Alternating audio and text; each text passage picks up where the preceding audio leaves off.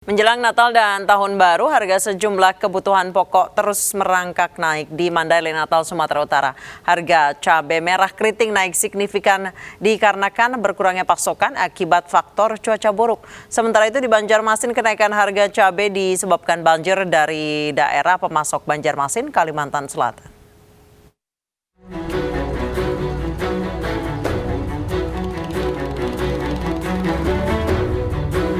Jelang Natal dan Tahun Baru, harga cabai merah keriting di Pasar Penyambungan Mandailing, Natal, Sumatera Utara terus merambat naik.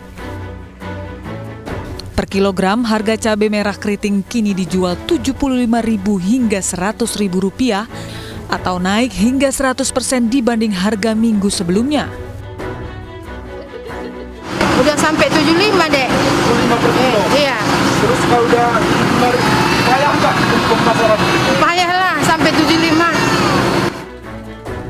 Sejumlah pedagang mengaku kenaikan harga cabai dikarenakan kekurangan pasokan dari sejumlah sentra penghasil cabai dikarenakan banyak yang gagal panen akibat cuaca buruk. Pedagang memprediksi kenaikan harga cabai masih akan terus terjadi hingga sepekan menjelang perayaan Natal, karena biasanya permintaan akan semakin meningkat.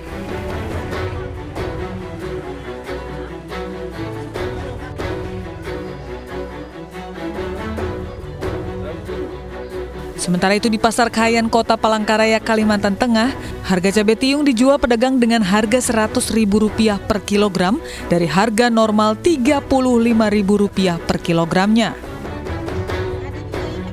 Kenaikan disebabkan banjir dari daerah pemasok Banjarmasin, Kalimantan Selatan, sehingga sebagian pedagang mendapatkan pasokan cabai dari daerah Jawa melalui kapal laut dengan ongkos transportasi yang tinggi. Sudah bergabung bersama kami Ketua Ikatan Pedagang Pasar Indonesia Abdullah Mansuri dan anggota Komisi 4 DPR RI Firman Subagio. Selamat malam Pak Abdullah dan Pak Firman. Selamat malam, Assalamualaikum warahmatullahi wabarakatuh. Baik, saya ke Pak Abdullah Mansuri terlebih dahulu. Baik, saya ke Pak Abdullah Mansuri terlebih dahulu. Pak Abdullah, sejauh ini keluhan dari pedagang seperti apa? Atau justru pedagang diuntungkan dengan harga cabai naik mulai dari Rp75.000 sampai bahkan ada yang Rp100.000 per kilonya? Mbak Nisa, kondisi ini membuat pedagang jadi kambing hitam. Di sebelah kiri kita susah karena mak-mak marah. Di sebelah kanan kita susah karena kita cukup tinggi mendapatkan pasokan, bahkan sulit mendapatkan pasokan. Tadi kita tahu di Palangkaraya sudah tembus di 100.000, di Mandailing, Natal, Sumatera Utara di kisaran 75.000 sampai 100.000. Kalau catatan kami di Jakarta untuk cabai rawit merah itu sudah di kisaran 75.000 sampai 80.000. Untuk cabai merah keriting di kisaran 50.000.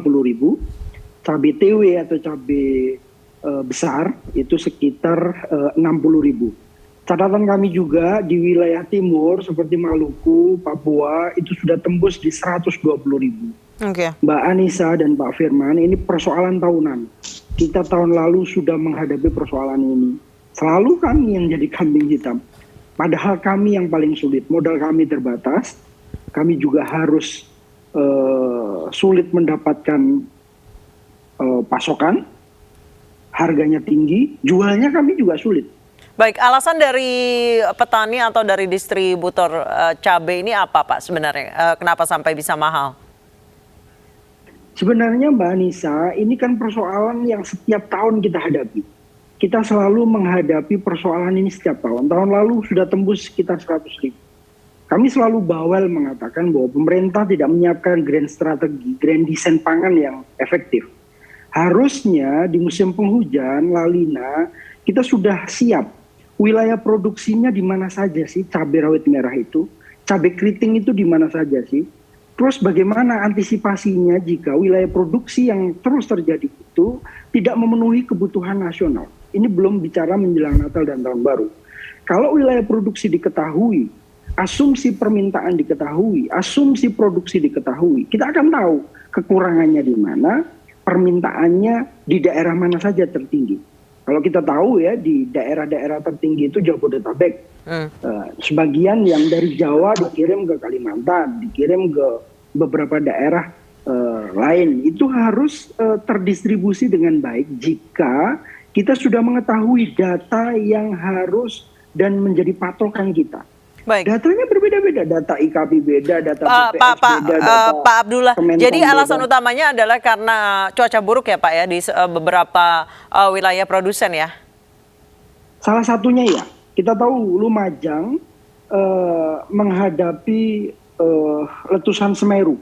Padahal Lumajang salah satu catatan kami menjadi salah satu pusat produksi cabai keriting contoh, atau cabai rawit merah, atau di Nganjuk dan lain sebagainya. Baik, saya ke Pak Firman. Pak Firman, tadi sebelum on air kita sempat berbincang, Pak Firman, di satu sisi harga cabai naik drastis sampai 3 kali lipat, sementara harga bawang merah justru sangat rendah, sehingga petani ini berteriak. Kalau misalnya memang alasannya cuaca buruk yang bikin harga ini naik, menurut Bapak seperti apa?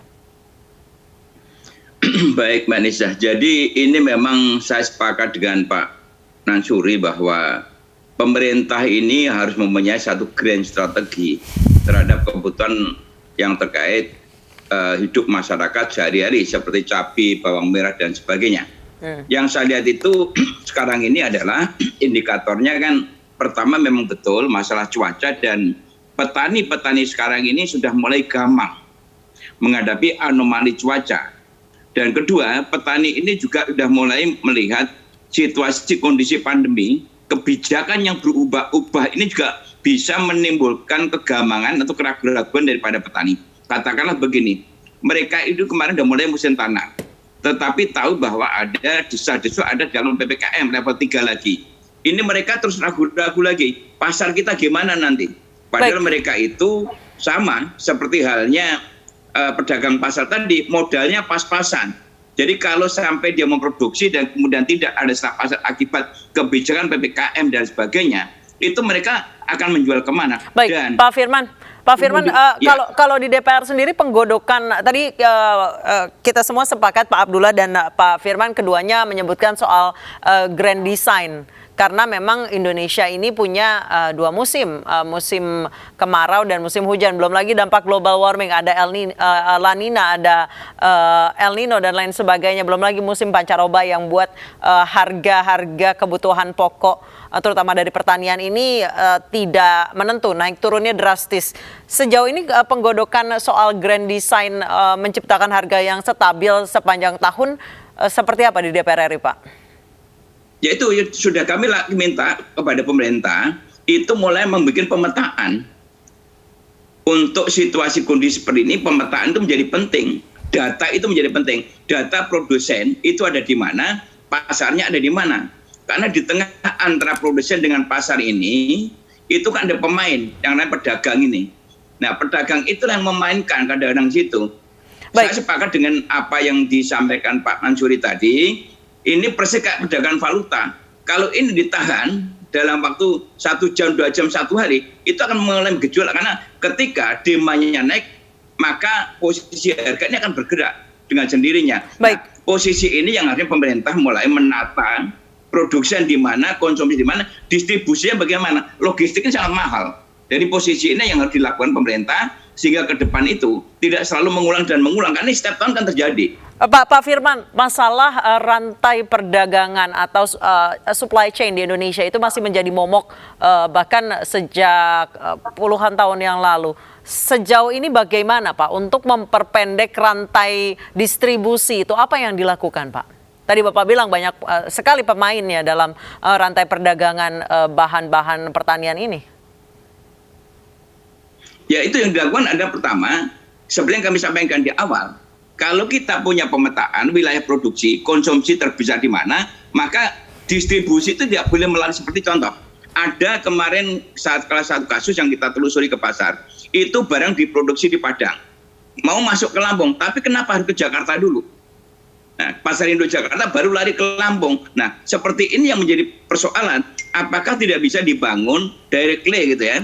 Katakanlah teman-teman Pak Mansuri ini di wilayah mana? Langsung barang dari produsen itu ke sana. Ini yang pemerintah harus memfasilitasi. Selama itu perdagangan masih seperti ini distribusinya, saya terus terang kasihan petani dan pedagang. Baik. Petani yang produksi menangis, pedagang sendiri kalau nggak untung mau hidup dari mana? Baik. Modalnya juga susah. Baik, Tuh. Pak Abdullah, sejauh ini dulu beberapa belas tahun yang lalu supply chain itu sampai ada 7 tangan sampai akhirnya sampai di konsumen. Saat ini pedagang ada di rantai yang keberapa, Pak? Gini Mbak Anissa, saya jelaskan dua hal. Tidak hanya posisi rantai distribusi, tetapi dalam proses itu sebenarnya petani juga disudutkan pada posisi yang cukup sulit. Contoh begini, saya mau tanam nih ya, saya mau tanam cabai, tetapi bibit saya nggak ada, pupuk saya nggak ada, sedangkan saya harus memenuhi kebutuhan rumah tangga. Akhirnya kami pinjam ke pengepul. Ada sistem ijon di sana. Ya. Nah, ini yang mengganggu proses distribusi sampai harga, ya, itu satu. Yang kedua, kalau bicara distribusi, tadi saya sebutkan bahwa dari petani masuk ke pengepul lokal masuk ke pengepul kabupaten, dari pengepul kabupaten dibawa ke Jakarta ke pasar induk, ya. Sebelum masuk pasar induk itu kadang-kadang masih ada juga yang ngerem di tengah jalan. Tahan dulu, pasar induk lagi rame. Tahan 1 jam, nanti kalau sudah sepi di pasar induk baru masuk. Nah, 1 jam di pasar induk itu tidak ada, maka harganya akan tinggi. Ini persoalan supply dan demand. Ini kita belum bicara rantai distribusi dari pasar induk menuju pasar-pasar kecil, Mbak Anissa. Nah, Baik. proses panjangnya rantai distribusi ini mempengaruhi otomatis harga, juga pasokan. Gimana menahan 1 jam, terus masih panjang rantai distribusinya, cabai itu kan nggak tahan lama, Mbak Anissa, Pak Firman. Paling 3 jam, 4 jam Ya, sudah. ya. Baik, singkat saja saya ke Pak Firman, saya singkat saja. Mengatasi sistem ijon ini seperti apa? Kayaknya itu udah dibahas dari puluhan tahun yang lalu, namun sampai sekarang belum selesai, Pak. Ini persoalan yang sulit ya, karena memang di tengah itu ada pemain-pemain. Oleh karena itu, Baik. pemerintah harus tegas untuk mendak rentenir-rentenir ini, Baik. atau pedagang-pedagang ijon ini. Baik. Oleh karena itu kalau kita bicara seperti di Jepang, itu ada pasar induk yang sebetulnya mengordinasikan itu dan Baik. langsung itu Baik. langsung kepada petaninya. Baik. Terima kasih Pak Firman Subagio, terima kasih juga Pak Abdullah Mansuri. Kami mohon maaf karena waktu kami untuk berdiskusi terbatas. Terima kasih Bapak-Bapak.